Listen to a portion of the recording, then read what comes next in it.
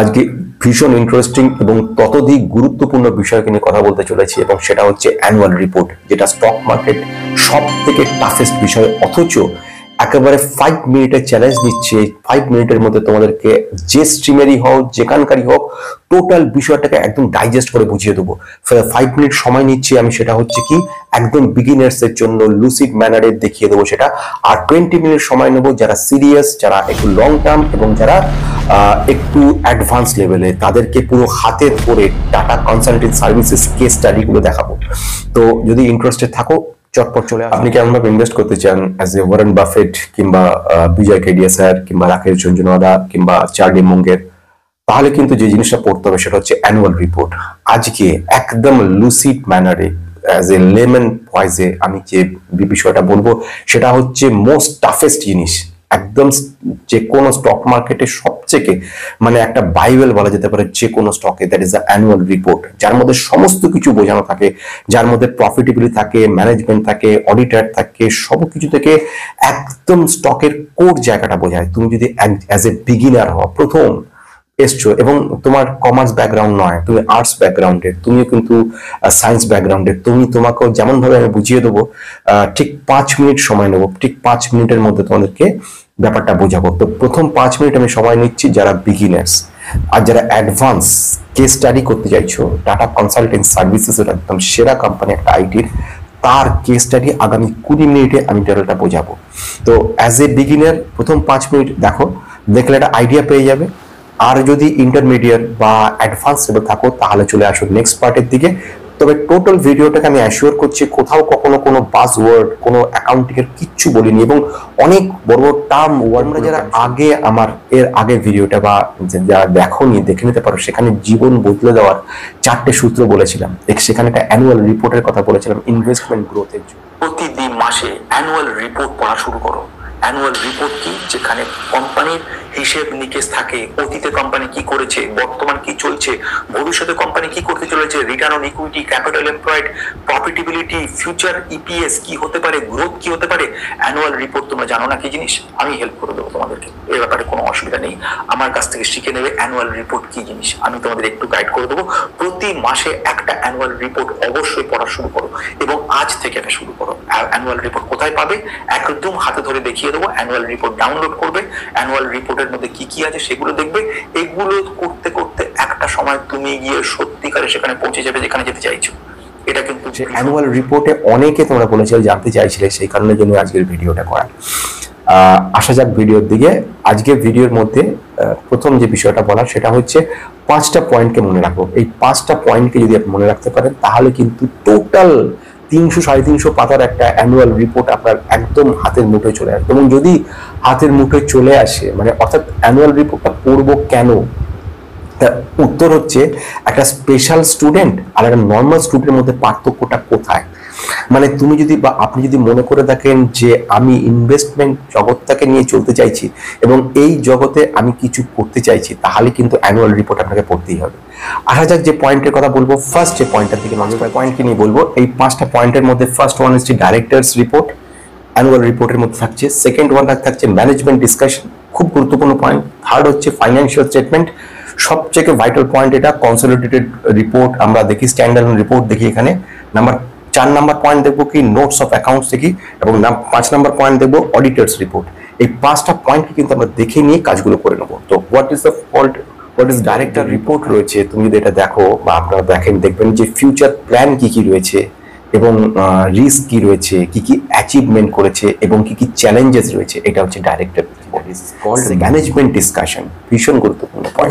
Management ডিসকাশনের মধ্যে business plan কি সেটা বোঝানোর জন্য বলা হয়, এবং সেখানে ম্যানেজমেন্ট কি কি ধরনের স্ট্র্যাটেজি গুলো গ্রহণ করছে সেটা নিয়ে কথা বলা হয়। ভাবছে ম্যানেজমেন্ট এ সম্পর্কে, বিজনেস সম্পর্কে, সেখানে কিন্তু ম্যানেজমেন্ট ডিসকাশনের মধ্যে দেখতে পারবে। এখানে হয়ে গেল। থার্ড পয়েন্ট দেখে নেওয়া হয় profitability, profit and loss account থেকে, ব্যালেন্স শিট থেকে এই মুহূর্তে অ্যাসেটের পরিমাণ কি, লায়াবিলিটি কি রয়েছে সেটা দেখে নেওয়া হয়, এবং এর সঙ্গে সঙ্গে ক্যাশ ফ্লো, তোমার টাকা যে কোম্পানির টাকা আসছে কোথায়, ইন হচ্ছে কিভাবে, আউট হচ্ছে কিভাবে, সেইগুলো দেখে নেওয়া হয়। কিভাবে অ্যাক্টিভিটিগুলো, finance activity, investing activity, operating activity কিভাবে কাজ করে, মানে একদম মানে বলা যেতে পারে কোর। এটা হচ্ছে ভীষণ জরুরি। এই যেরকম সত্যম কম্পিউটারের কথা পরে বলবো, সেখানে ডিটেলসটা যারা কেস স্টাডির মধ্যে যাবে সেখানে বলবো। এটা নোটস টু অ্যাকাউন্টস এর দারুণ ইন্টারেস্টিং জিনিস। এটার মধ্যে কোটা অ্যাকাউন্টিং করার পরে বেশ কিছু ইম্পর্টেন্ট পয়েন্ট যেগুলো দরকার জানার সেইগুলো লিখে দেওয়া হয়।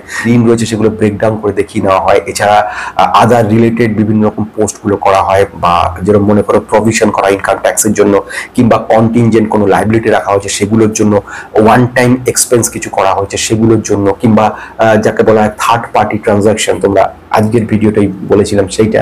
তো সেই জিনিসগুলোকে কিন্তু এখানে 5 নাম্বার ভীষণ গুরুত্বপূর্ণ। এটা অডিটর রিপোর্টের মধ্যে কোনো রেড ফ্ল্যাগ দেওয়া আছে কিনা, অডিটর রিপোর্টের মধ্যে কোনো ইম্পর্টেন্ট নোটস দেওয়া আছে কিনা কোম্পানি সম্পর্কে, বা কোনো ধরনের বিভিন্ন রকম কোয়ালিফাইড ব্যাপারগুলো কিছু আটকাচ্ছে কিনা দেওয়া হয়। জানবে অডিটর কখনো কখনো রেজিগনেশন দেয়, কখনো কোনো রিপোর্টে নোট দিয়ে দেয়, সেগুলো মারাত্মক কাজের জিনিস। তো এইগুলো জানার খুব ইন্টারেস্টিং যে সাবজেক্টটা নিয়ে কথা বলতে চলি সেটা হচ্ছে প্রথম ব্যাপার, সেটা হচ্ছে অ্যানুয়াল রিপোর্ট। অ্যানুয়াল রিপোর্টের প্রশ্ন যেটা আপনাদের সকলের ছিল সেটা হচ্ছে কোথা থেকে পাবো, সবচেয়ে বড় কথা। তাই জন্য প্রথম যে ভরসা করা যেতে পারে সেটা হচ্ছে এদের ওয়েবসাইট থেকে। পার্টিকুলারলি যেন আমি আজকে এক্সাম্পলটার জন্য টাটা কনসালটেন্ট সার্ভিস সব থেকে সেরা একটা আইটি কোম্পানি, তাদের আমি একটা রিপোর্ট নেওয়ার চেষ্টা করছি। তাহলে আমি জাস্ট এখানে কি করব, অ্যানুয়াল রিপোর্ট কথাটা কিন্তু লিখে দেবো, অর্থাৎ ANNUAL অ্যানুয়াল রিপোর্ট দিয়ে আমি TCS লিখে দিয়ে দিলাম। TCS লিখে দিয়ে আমি যদি লিখে দিই 2023-24, তাহলে কিন্তু অ্যানুয়াল রিপোর্ট চলে আসছে। এবং একদমই এদের যে অরিজিনাল ওয়েবসাইট সেখান থেকে নামাটা সব থেকে রিলায়েবল। এছাড়াও আদার জায়গাও দেখিয়ে দিচ্ছি আমি। তো এইখানে যে আমি ক্লিক করব সঙ্গে সঙ্গে কিন্তু আমাকে দেখিয়ে দেবে যে অ্যানুয়াল রিপোর্ট আমাদের চলে এলো। এবার আমি যদি বলি না আমি এখান থেকে দেখবো না, বা অন্য কোনোভাবে অ্যানুয়াল রিপোর্ট দেখবো, সেটাও পৌঁছতে হবে স্ক্রিনারের মাধ্যমে। অর্থাৎ এখান থেকে আমি যদি না নিই, তাহলে স্ক্রিনারে আমি যদি লিখে দিই SCREENER স্ক্রিনার লিখে প্রথমে TCS এ চলে যাচ্ছি। তাহলে TCS এ ঢুকছি।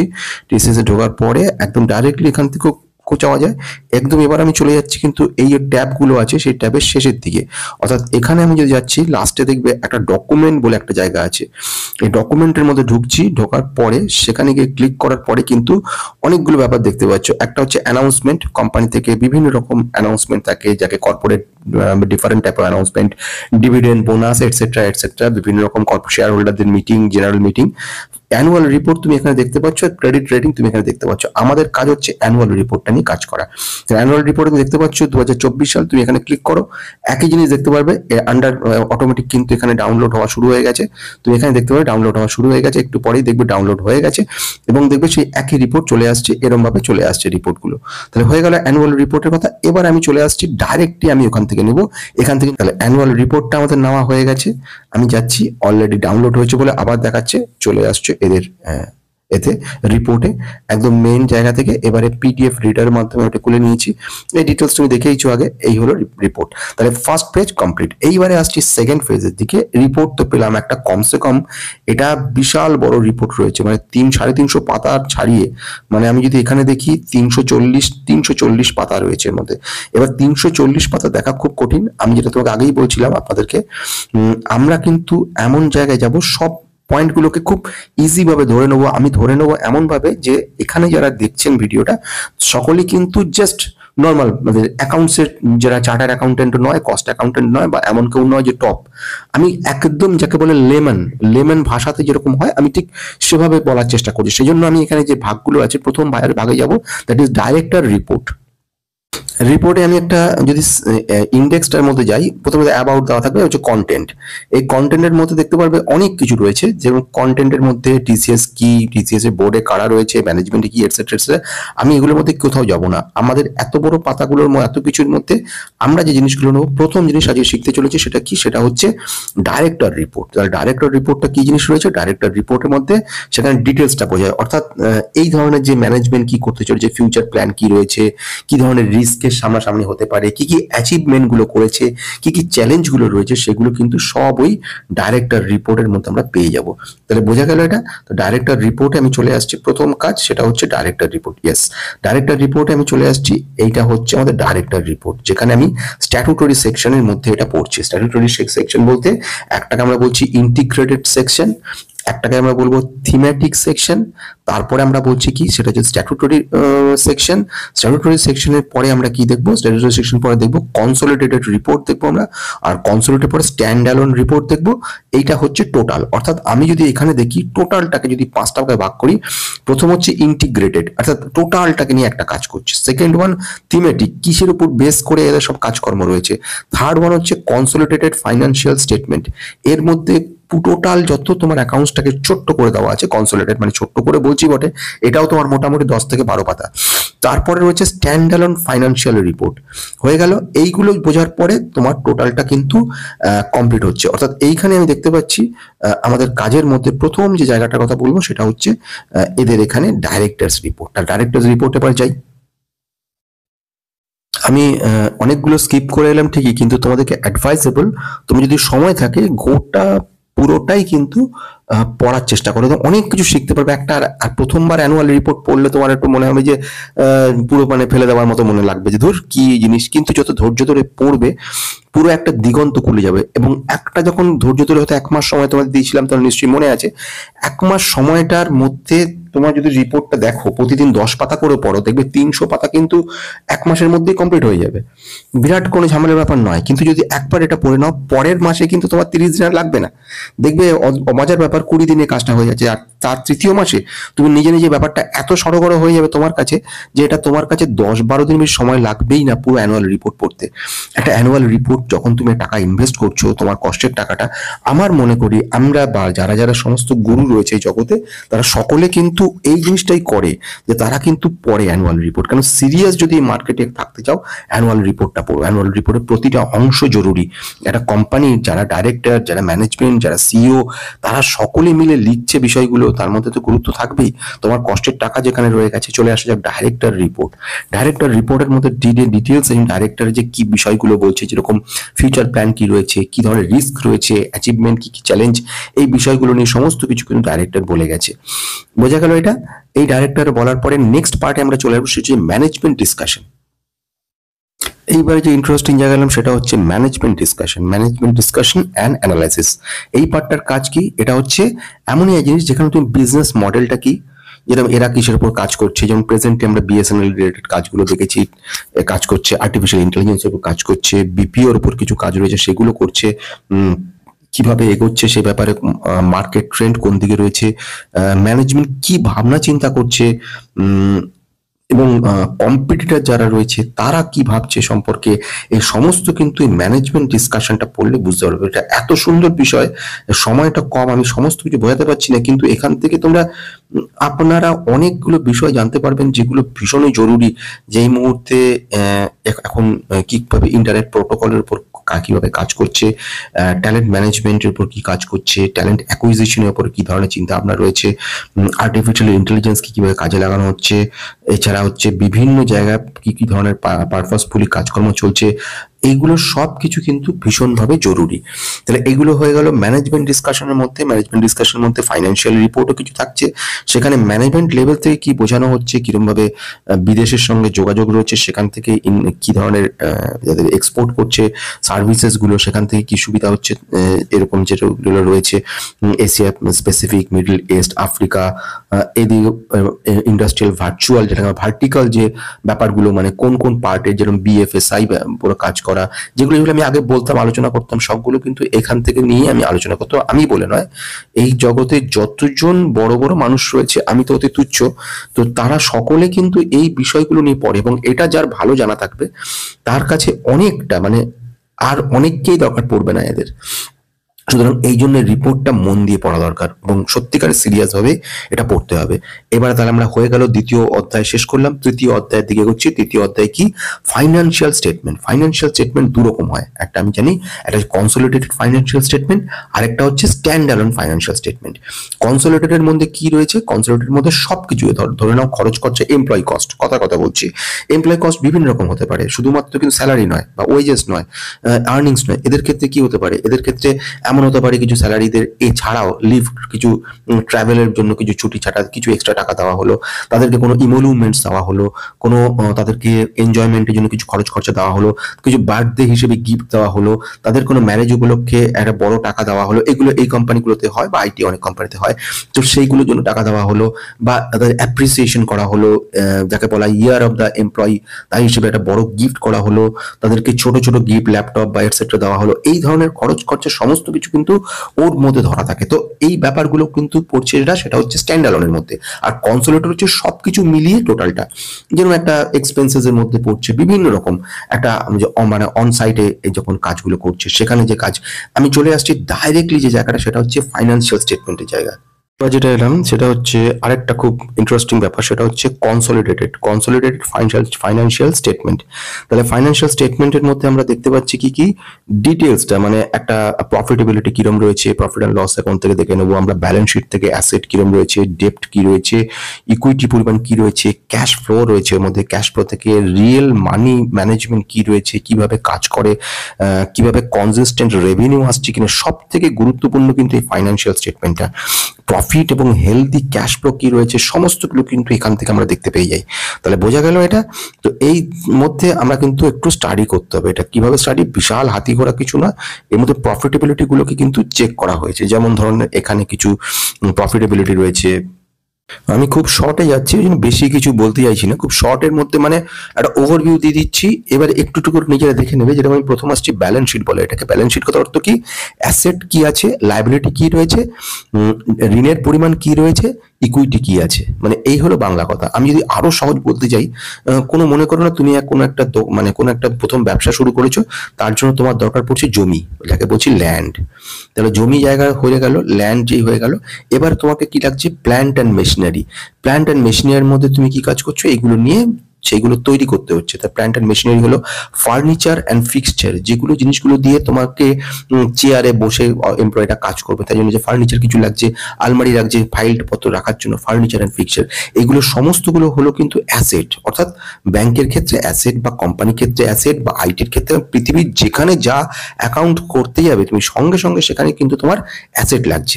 তো এগুলো হলো অ্যাসেট। তা লাইবিলিটি কি, অ্যাসেট এবং লাইবিলিটি দুটো হচ্ছে মেন ঘটনা। লাইবিলিটি বলতে যেগুলো তোমাকে পেমেন্ট করতে হবে। ধর তুমি কি ঋণ নিয়েছো, তুমি একটা ব্যবসা খুলে বসছো, খুলে দেখলে যে ব্যবসা তো ছোট, এত ছোট, তোমাকে টাকাও বেশি নেই, তখন তুমি কি করেছো, ধার নিলে কিছু। তার মানে লোনটা তোমার কিন্তু একটা লাইবিলিটি হয়ে গেল, কারণ এই লোনটা তোমার চুকাতে হবে। শুধু লোন বলে না, ইন্টারেস্ট অন লোন, এটাও তো তোমার একটা লাইবিলিটি। শুধু লোনের টাকা দিলে হলো না, ইন্টারেস্ট অন লোন, তুমি যার কাছ থেকে মালপত্র কিনেছো তাকে তোমাকে টাকা শোধ করতে হবে, নাহলে তো সে তো ই করবে না, মাল তুমি ধারে কিনে নিয়ে আসছো, তাহলে তাদেরকে শোধ করে দিতে হবে। তো সেটাও কিন্তু তোমার মধ্যে পড়ে যাচ্ছে লোনের মধ্যে, তাহলে এইগুলো শোধ করতে হবে। আবার তুমি আবার অনেককে ধারে মাল দিয়েছো, সেগুলো তোমার কাছে অ্যাসেট। তো বোঝা যাচ্ছে, সিম্পল ভাবে জিনিসগুলোকে খুব সহজ করে বলার চেষ্টা করছি। এই কোম্পানির ক্ষেত্রে, আইটি কোম্পানিতেও সেম ভাবে অ্যাসেট লাইবিলিটি থাকে। তাহলে বোঝা গেল, ব্যাংকের ক্ষেত্রে তাহলে হোক, অ্যাকাউন্টিং এর ক্ষেত্রে হোক, যে কোনো ক্ষেত্রে, সব ক্ষেত্রে কিন্তু লাইবিলিটি লাগছে। তাহলে এই অ্যাসেট এবং লাইবিলিটি আমি এখানে ধরতে পারছি, বেশ ভালো কথা। এই অ্যাসেট লাইবিলিটি ছাড়া কি দেখছি, প্রফিট অ্যান্ড লস অ্যাকাউন্ট, যেটা আমি বলছিলাম কনসোলিডেটেড প্রফিট বা লস। খুব শিগগিরই ছোট্ট করে যদি বলে রাখা দরকার, প্রফিটেবিলিটি দেখে নিচ্ছি। এগুলো সব যদি মন দিয়ে পড়ো তো অনেক কিছু শিখবে, কিন্তু আমি যদি বলে নিই তাহলে তুমি দেখতে পাচ্ছ, এটা হচ্ছে মার্চ, একটা 31শে মার্চ 2024, এটা হচ্ছে 31শে মার্চ 2023। যদি পাশাপাশি রাখো তাহলে তুমি নিজের চোখেই দেখতে পারবে প্রফিটেবিলিটিটা কিরকম বাড়ছে কমছে। তুমি ডাইরেক্ট চলে আসো নেট প্রফিট। আমি বারবার বলেছি, profit before exceptional item, profit before tax, profit before tax, profit for the year. Just শুধু এইটুকুটা চোখ বলো, বাকিগুলো নাও দেখো তাতেও চলবে। এইটা দেখে নাও। এবারে দেখো তুমি কোথায় দাঁড়িয়ে আছো। এটা হচ্ছে কি, এটা হচ্ছে এবছর, আর এটা হচ্ছে কি আগের বছর। তাহলে এবছরে তুমি দেখতে পাচ্ছ, এবছরে তোমার প্রফিট ফর দ্য ইয়ার কি আছে, 46 কোটি প্রফিট হয়েছে। আর গতবারে কি হয়েছিল, 42 কোটি প্রফিট হয়েছিল। একদম সহজ ব্যাপার, শুধু এইটুকুটা দেখে নিলাম, তাতেও অনেকটা কাজ হয়ে গেল। আমি আদার কম্প্রিহেনশন এটসেট্রা সমস্ত কিছু রয়েছে। আলটিমেট আমি জেনে গেলাম প্রফিটটা গত কোয়ার্টারের থেকে ভালো হচ্ছে। বেশ, একেবারে ছোটভাবে এইটা বুঝে গেলাম। এছাড়াও আমরা জানি স্ক্রিনার থেকেও আমরা প্রফিটেবল দেখতে পারি, সেখানে গিয়েও দেখতে পারি। আমি এখানে যেহেতু দেখে নিচ্ছি, এখান থেকে পুরো অ্যানুয়াল রিপোর্ট পড়ছি, এখান থেকে আমি সবকিছু অ্যাক্টিভিটি দেখবো। এরকম ভাবে আমরা কিন্তু দেখে ক্যাশ ফ্লো স্টেটমেন্ট বা আদার স্টেটমেন্ট বুঝতে পারি একটা কোম্পানির ক্ষেত্রে কি পরিমাণ তার ক্যাশ ফ্লো, ক্যাশ কিরকম জেনারেট করছে, ক্যাশ থেকে কতটা আমাদের এই সিচুয়েশন রয়েছে। যেরকম আমি ক্যাশ ফ্লোতে চলে এসেছি, ক্যাশ ফ্লোর মধ্যে দেখতে পারো 3টে পার্ট আছে। আমি খুব শর্ট এখানে বলছি, যেহেতু আমি বারবারই বলছি, আমি এটা মনে করে নিয়েছি তাদেরকে বোঝাচ্ছি যারা অ্যাকাউন্টসে একদম জাস্ট অতটা জানে না, তারা অন্য অন্য সাবজেক্ট, সুতরাং সেই হিসেব করে বোঝানোর চেষ্টা করছি। মানি, এটা হলো টাকা। যে টাকাটা কি হচ্ছে, একটা জায়গা থেকে ইন হয়, এক জায়গা থেকে আউট হয়ে যায়। তাহলে আই হচ্ছে ইন আর ও হচ্ছে আউট। তাহলে ইনটা বুঝছি, আউটটা বুঝছি। একটা কোম্পানি যখন টাকা আসছে এখানে প্রসেস হচ্ছে, আউট হয়ে যাচ্ছে। এইবারে টাকা আসছে যাচ্ছে মানেটা কি? মানেটা হচ্ছে 3 ধরনের মোটামুটি এদের প্রফিটেবিলিটি বা ইন্টার অপারেবিলিটি বা এই ধরনের জিনিসগুলো এদের এখানে হয়। এদের ক্ষেত্রে যদি মনে করো নাও, একটা অপারেটিং অ্যাক্টিভিটি থাকে, যেরকম ক্যাশ ফ্লোর ক্ষেত্রে অপারেটিং অ্যাক্টিভিটি মানে চালাতে গেলে যে খরচ খরচা পড়ে সেটা হচ্ছে অপারেটিং অ্যাক্টিভিটি। এবারে এইসব কোম্পানিগুলো ইনভেস্টের কাজও করে। তাহলে অপারেটিং অ্যাক্টিভিটি থাকছে একটা, ইনভেস্টিং একটা অ্যাক্টিভিটি থাকছে একটা, আর একটা হচ্ছে কি ফাইন্যান্সিং অ্যাক্টিভিটি থাকছে। আমরা এই 3টে অ্যাক্টিভিটির উপর গোটা ক্যাশ ফ্লো দাঁড়িয়ে। তুমি প্রশ্ন করবে হঠাৎ ক্যাশ ফ্লো নিয়ে এত আমি দেখতে যাবো কেন? সবকিছু ছেড়ে যদি আমাকে বলা হয় টোটাল রিপোর্টের মধ্যে ফার্স্ট নজর কোথায় দেবে, তাই আমি বলবো ক্যাশ ফ্লোতে। কেন ক্যাশ ফ্লোতে? কেন ক্যাশটা যে ঢুকছে বেরোচ্ছে এটা যদি ঠিকঠাক না বোঝো, তাহলে সত্যম কম্পিউটারে যে কত বড় বাস হয়ে গেছে, কত বড় প্রবলেম হয়ে গেছিল সেটা বুঝতে পারবে না। মানে কি ব্যাপারটা আমি সহজ করে যদি বলি, যে সত্যম কম্পিউটারে কিন্তু আমরা আজকেই ওই চ্যানেলে যে আলোচনাগুলো করছিলাম সেখানে যদি একবার দেখতে, সেই চ্যানেলে আমি একটা ফ্রড কেস নিয়ে বলেছি। সেখানে আমি বক্তব্য রেখেছিলাম কিভাবে একটা কোম্পানিকে বোকা বানাচ্ছিল, টাকাটাকে থার্ড পার্টি রিলেটেড ট্রানজাকশন করছিল। অর্থাৎ এইখানে এ রয়েছে, এখানে বি রয়েছে, এখানে সি রয়েছে। এ হচ্ছে বিজনেসম্যান, এর সঙ্গে বি এর ট্রানজাকশন হচ্ছে, এ বেনামে সিতে গিয়ে ট্রানজাকশন, মানে এ হচ্ছে একটা কোম্পানি যে কাজ হচ্ছে ইলেকট্রনিক ভেহিকেল তৈরি করা, বি হচ্ছে একটা কোম্পানি ইলেকট্রনিক ভেহিকেল ম্যানুফ্যাকচার করা। এ এখান থেকে 50 কোটি 70 কোটি টাকা বি কে দিয়ে দিল। রাতারাতি বি আবার এখান থেকে টাকা নিয়ে গিয়ে 50 কোটি সিতে দিয়ে দিল। এই যে সিতে দিয়ে দিল, টাকাটা কিন্তু পুরোপুরি ব্ল্যাক হয়ে গেল। এবার সি কিন্তু এরই কোম্পানি, বোঝা গেছে? তো এই যে জিনিসগুলো, এগুলো কিন্তু ধরা যায় এইসব জায়গা থেকে। মানে আমি যদি দেখে নিই ক্যাশ ফ্লোটা, অর্থাৎ সত্যম কম্পিউটারে যে কাজটা হয়েছিল সেখানে বড় বড় বিল্ডিং কেনা বেচা সব চলছে, কিন্তু ক্যাশ ফ্লোটার কোনো চেঞ্জেস দেখতে পাওয়া যাচ্ছিল না। এই মারাত্মক কাজটা হয়েছিল। এবং অপারেটিং অ্যাক্টিভিটির দিকে একবার যদি নজর দিতে পারতো সেই লোকগুলো, তখনকার দিনে ন্যাচারালি এটা বলা যায় না। আজ তোমরা অনেক বেশি কি বলবো শিক্ষিত হয়ে গেছো, স্পেশালি এইসব রিপোর্ট অনেকে ভালো ভালো ইউটিউবে দুর্দান্ত সব ছেলেমেয়েরা তোমাদের শেখাচ্ছে, বোঝাচ্ছে, খুব সুন্দর। এবং এগুলোতে তোমরা এডুকেটেড হয়ে উঠছো আস্তে আস্তে, ভালো লাগছে। এবং এই জন্য চট করে তোমরা ধরে অত সহজ ঠকানোটা কিন্তু সোজা না। তখনকার দিনে এই জিনিসগুলো ছিল না, এত ওপেনও ছিল না। একটা অ্যানুয়াল রিপোর্ট পেতে গেলে আমাদের প্রচুর কাঠখড় পোড়াতো। যাই হোক, সে কথা শর্টে বলে যাই, 3টে অ্যাক্টিভিটি দেখতে হবে। সবচেয়ে বড় কথা, আমাদের পজিটিভ নেট ক্যাশ ফ্লো যেন পজিটিভ হয় সেটা দেখতে হবে। যদি নেগেটিভ হয় তখন আমাদের লক্ষ্য রাখতে হবে কিসের জন্য। কারণ অনেক সময় কি করে, বড় বড় কোম্পানিগুলো প্ল্যান্ট মেশিনারি কেনে, কখনো কখনো এমপ্লয়ীদেরকে, নতুন এমপ্লয়ীদেরকে বেশি টাকা দেয়, কিংবা কোনো কোনো ক্ষেত্রে রিসোর্সটা বেশি বাড়ায়, কিংবা বড় বড় সার্ভার কিনতে হয়। তো এই জিনিসের জন্য খরচ খরচা বাড়তে পারে। তো নেগেটিভ হয়ে গেল মানে খারাপ তা না, কিন্তু টিসিএস এর মতো কোম্পানি যেগুলো আছে এদের সবসময়তেই একটা পজিটিভ তুমি ব্যাপার দেখতে পাবে। তো ইনভেস্টিং অ্যাক্টিভিটি আমরা দেখে নিলাম। ইনভেস্টিং এর পরে আমরা দেখে নিতে পারলাম যে এর সঙ্গে দেখলাম ফাইন্যান্সিং অ্যাক্টিভিটি আমরা দেখলাম। এইগুলো সমস্ত কিন্তু কিছু পজিটিভ আমাদেরকে দেখায়। তো আলটিমেটলি নেট ক্যাশ ফ্লো কি দাঁড়াচ্ছে বুঝতে পারছো। 7,123 কোটি যেটা আগের বারে ছিল সেটা কিন্তু এবারে 9,016 কোটি হচ্ছে। দ্যাট মিনস সুপার কোম্পানি বলা যেতে পারে এসব জায়গায়। যদি নেগেটিভ হতো তাও আমি বোঝানোর চেষ্টা করতাম যে কোন ক্ষেত্রে এদের কেন বাড়াচ্ছে। আলটিমেটলি এই জিনিসগুলোর ক্ষেত্রে খুব সুন্দর ব্যাপার। চলে আসা যাবে এর পরের পার্টের দিকে, অর্থাৎ ফাইন্যান্সিয়াল স্টেটমেন্ট কমপ্লিট। এবার আমরা যে জায়গা সেটা হচ্ছে নোট। নোটটা কিন্তু খুব গুরুত্বপূর্ণ ব্যাপার। ধরো গোটা রিপোর্টের মধ্যে নোটটা একটা ইম্পর্টেন্ট। নোট ফর অ্যাকাউন্টস বলে এটাকে। নোট ফর অ্যাকাউন্টস কিন্তু দুটো হয়, যেটা আমি আগেই বলছিলাম, একটা কনসোলিডেটেড, একটা স্ট্যান্ড অ্যালোন। আমাদের এখানে আমি যেটা দেখছি কনসোলিডেটেড নোট দেখছি। নোটটা সবসময় তো এই স্টেটমেন্টের শেষে গিয়েই নোটটা গুঁজে দেয় এরা, এবং সেটা মানে এটা হচ্ছে সর্বজনবিদিত, পুরো অ্যাকাউন্টিং এর রুলস এর মধ্যে এটা দেওয়া আছে। কোনো ক্ষেত্রে যদি কোনো কমপ্লায়েন্স থাকে, কোনো ক্ষেত্রে কোনো ব্রেকডাউন থাকে, কোনো ক্ষেত্রে কোনো প্রমোটারের income tax etcetera, provision income tax রয়েছে সেক্ষেত্রে, বা ক্রেডিট কন্টিনজেন্ট লাইবিলিটি কিছু রয়েছে, সেইগুলো মানে কন্টিনজেন্ট লাইবিলিটি মানে এমন কিছু ফান্ড রেখে দেওয়া থাকে যেগুলো সমস্ত ভবিষ্যতের ক্ষেত্রে সুবিধা হয়। অথবা ধরো মনে করো একটা অ্যাডভার্টাইজমেন্ট দেওয়া হলো, অ্যাডভার্টাইজমেন্ট কস্ট একসঙ্গে মনে করো 5 লক্ষ টাকা লাগলো, এটা হিউজ কস্ট। কিন্তু এটা যখন বলা হলো আগামী 5 বছর ধরে এই অ্যাডভার্টাইজমেন্টটা চলবে, তখন এই কস্টটা কিন্তু 5 থাকলো না, ডিভাইড বাই 5 হয়ে গেল, দ্যাট মিনস 1 লাখ হয়ে গেল, প্রতি বছরে 1 লাখ করে করে লাইবিলিটি লাগলো। ফলে এটাকে 1 বছরের প্রফিট থেকে খাওয়াতে গেলে লস হয়ে যাবে। কিন্তু কন্টিনজেন্ট আপদকালীন এই ধরনের ব্যবস্থা, সেগুলো ব্যবস্থা রাখা, বা এই ধরনের ব্যবস্থা যেগুলো ভবিষ্যতে একটা বিপদ হতে পারে, অসুবিধা হতে পারে, সেই জন্য কিছু ব্যবস্থা করে রাখা, this call the contingent liability, ভবিষ্যতের জন্য তৈরি করা। এবার কোনো ডেপ্ট রয়েছে সেক্ষেত্রে, বা ওয়ান টাইম কোনো এক্সপেন্সেস রয়েছে সেগুলোর জন্য।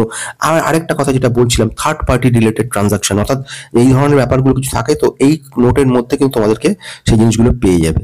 যেমন এই রেভিনিউ রেকগনাইজেশন যেটা বলছিলাম, ইম্পেয়ারমেন্ট, গুডউইল কোনো ক্ষেত্রে, এমপ্লয়ি বেনিফিট যেটা আগে বুঝিয়েছি সেইগুলো ক্ষেত্রে কোনো কোনো এই ধরনের ব্যাপারগুলো, কোনো লিজ নিয়েছে কোনো জায়গা থেকে, এইগুলো সমস্তগুলো কিন্তু এইখান থেকে আমরা দেখতে পারবো। তাহলে আমরা বুঝে গেলাম নোটসের মধ্যে এই ডিটেলসটা রয়ে গেছে, ডিটেলস পড়া হলো, যতটা পড়লাম দেখে নিলাম, বোঝা হয়ে গেল। এইবার আমি চলে আসবো নেক্সট পার্ট, কনসোলিডেটের সঙ্গে আমাদের আরেকটা পার্ট স্ট্যান্ড অ্যালোন রয়েছে।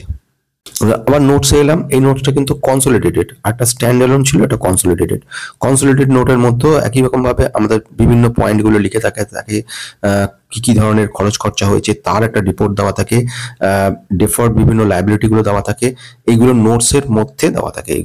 এইগুলো রিলেটেড, যেরকম direct tax, contingent, earning, EPS related ব্যাপার থাকে। এইগুলো কি হয়, যত তুমি পড়বে আস্তে আস্তে বোঝার চেষ্টা করবে, তত আস্তে আস্তে তোমার এইগুলো ক্লিয়ার হবে। প্রশ্ন চিহ্ন যতক্ষণ না আসবে ততক্ষণ পর্যন্ত কিন্তু তোমার উত্তরটা আসবে না। প্রশ্ন যখনই আসবে তখনই উত্তর আসবে। এবার তুমি প্রশ্ন করবে যে এই শিখে আমি কি করব। এইবার সব থেকে বড় প্রশ্ন, আমি এত খেটে লাভ কি হবে। এইবার তার উত্তর কিন্তু দুরকম হয়। একটা উত্তর আমি তাহলে তোমায় দিয়ে দিই, একটু সময় লাগছে, সেই উত্তরটা এখন দিয়ে দিই। 1 নম্বর উত্তর হচ্ছে যে একজন সুপার আর একজন নর্মাল, এই দুজনের মধ্যে পার্থক্য কি জানো? একজন স্পেশাল আর একজন হচ্ছে নর্মাল, পার্থক্য হচ্ছে এইখানটাতে, যে শুরুতেই ভেবে নিল বা কাজ করার সময় ভেবে নিল এত খাটবো কেন, সে কিন্তু নর্মাল হয়ে গেল সাধারণদের মধ্যে। যারা স্পেশাল তারা কিন্তু এই চিন্তা কখনো করে না যে আমি এটা শিখে করব কি। আরো আরো আরো ভালো করে বলার চেষ্টা করি, তুমি যদি স্পেশালাইজড হতে যাও, এমন কিছু করতে যাও এই বাজারে, এই মার্কেটে, এখানে, তাহলে তোমাকে খাটতে হবে, শিখতে হবে, জানতে হবে। তুমি যে লাইনে থাকো না কেন, যে লাইনে, সেটা তোমাকে জানতে হবে, শিখতে হবে। তুমি যদি না শেখো, জানো অনেক বয়স হয়ে গেছে এখন শিখে লাভ নেই, তাহলে অ্যানুয়াল রিপোর্ট দরকার নেই।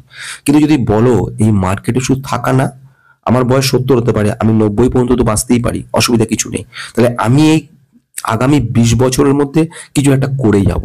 আমি এমনি এমনি আসিনি, আমার কাজ শুধু এমনি না, এমনি চুপ করে বসে থাকা না, ওরে বাবা করার নয়, আমার কাজ এর থেকে বেটার কিছু। তাহলে পর কিন্তু তুমি এখানে কাজ করবে। আর যদি মনে করো না, তো না, এখানে স্পেশালাইজড হতে হবে, একটু একটু কম্পিটিশনের জগৎ, তোমাকে 5 জনের থেকে বেটার কিছু করতে গেলে তোমাকে শিখতে হবে, জানতে হবে, কোনোটা ফেলা যায় না। আমি এই কথাটা বলে দিলাম। যদি আগামী 1 মাস ধরে তুমি এই রিপোর্টটা নিয়ে প্রতিদিন ঘাটতে থাকো, আমি এটুকু গ্যারান্টি দিয়ে তোমায় বলতে পারি আমার এত বছর অভিজ্ঞতা থেকে, তুমি বাকিদের থেকে অন্তত 10 থেকে 15% তুমি এগিয়ে গেলে। আর যদি একটার জন্য খাটো, এবারে আসছি যে সেটা হচ্ছে আরেকটা ভীষণ গুরুত্বপূর্ণ পয়েন্ট, সেটা হচ্ছে অডিটর রিপোর্ট। এইখানে এই অডিটর রিপোর্ট কিন্তু একটা বেশ ইম্পর্টেন্ট জায়গা রাখে। অডিটর রিপোর্টের মধ্যে যে জিনিসগুলো থাকে সেগুলোকে বলছি আমরা অডিটর কি ধরনের রেড ফ্ল্যাগ দিয়েছে কিনা, কোনো একটা দেখে মনে হচ্ছে ঠিক নেই, বা কোনো কোয়ালিফাইড কিছু নিজস্ব ওপিনিয়ন, সেগুলো কিছু বক্তব্য রাখা, সেগুলো সমস্ত কিছু অডিটর রিপোর্টের মধ্যে পেয়ে যাবে। এইসব কোম্পানির ক্ষেত্রে খুব সামান্যই থাকে, এদের সবটাই মোটামুটি ঠিকঠাক থাকে। তার সত্ত্বেও যদি কোনো রিস্কি কোনো কোম্পানির ক্ষেত্রে অডিটর কিন্তু দেখবে বলে দেয় আগে থেকে যে এইরকম জায়গায় আমাদের কিন্তু ব্যাপারটাকে খুব সুবিধা বলে মনে হচ্ছে না, মারাত্মক কেস হয়ে গেলে অডিটর নিজে রেজিগনেশন দিয়ে দেয়, যে এবং সেটা দেখবে অনেক সময় লিখে দেয় অডিটর রেজিগনেশন দিয়ে দিচ্ছে। আজকের খুব প্রাসঙ্গিক এই ভিডিওটা, তার কারণ হচ্ছে অডিটর রিপোর্ট কিন্তু আমাদের ফ্রডের হাত থেকে অনেক সময় বাঁচিয়ে দেয়। কারণ অডিটর কিছু ফ্রড হলে কিন্তু অডিটরকে চেপে দেওয়া হয়, সেই জন্য ইন্ডিপেন্ডেন্ট অডিটর রিপোর্ট এদের ক্ষেত্রে কিন্তু খুব কাজে। চার্টার্ড অ্যাকাউন্টেন্ট দেখতে পাচ্ছ এখানে রেজিস্ট্রেশন নাম্বার দেওয়া থাকে, ইনি কিন্তু গোটা ব্যাপারটা দেখছেন। নাম থাকছে একজনের, কমসে কম এর থেকে 20-25-30 জন অডিটর একসঙ্গে যায়, এত বড় জায়গাটাকে পুরো চেকিং করতে থাকে, এবং কিছু অনলাইন দেখে, অফলাইন দেখে। এই দেখতে পাচ্ছ এখানে এমপি অনলাইন লিমিটেড। যাই হোক, মোটামুটি একটা ঘটনা হচ্ছে, শর্টে বলে দিই, শর্ট বলাটা বেশি জরুরি, সেটা হচ্ছে কনসোলিডেটেড, এবং সঙ্গে সঙ্গে আরেকটা হয় অডিটর রিপোর্ট, সেটা হচ্ছে স্ট্যান্ড অ্যালোন। আমরা স্ট্যান্ডার্ড রিপোর্টে এলাম, সেখানেও দেখতে পাচ্ছি অডিটরের ব্যাপার একটা থাকছে। তো এরকম ভাবে কিন্তু যেটাকে বলা হয় এরকম ভাবে কিন্তু আমরা দেখতে পারি অডিটর রিপোর্টগুলো। এখানে দেখতে পাচ্ছি standard financial auditor report, auditor এখানে রিপোর্ট দিয়ে গেছে এবং সেখানে ওভারঅল এখানে বলে দিয়েছে যে দ্য কি অডিট ম্যাটার স্কিন থেকে কোনটা কোনটা চেক করেছে, তার আলটিমেট রেজাল্ট কি কি পাওয়া গেছে সেগুলো ওরা সব চেক করে প্রতিটা পয়েন্ট বাই পয়েন্ট দেখবে।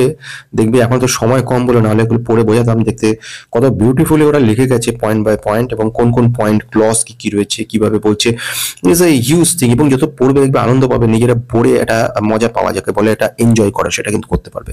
তো এইগুলো মোটামুটি আমাদের কিন্তু মেইন পয়েন্ট, এইগুলো দেখে আমরা কিন্তু এগোতে পারি। তো এইবারে চলো ফাইনাল জায়গায় ফাইনাল একটা টিপস দিয়ে কমপ্লিট করবো।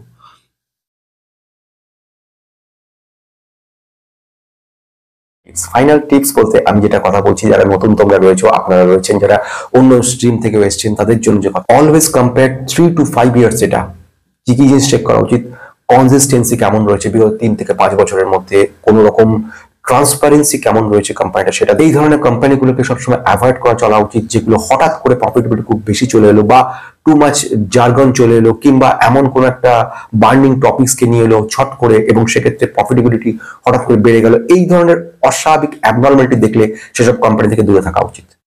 যদি ভালো লেগে থাকে লাইক এবং শেয়ার করে রাখুন।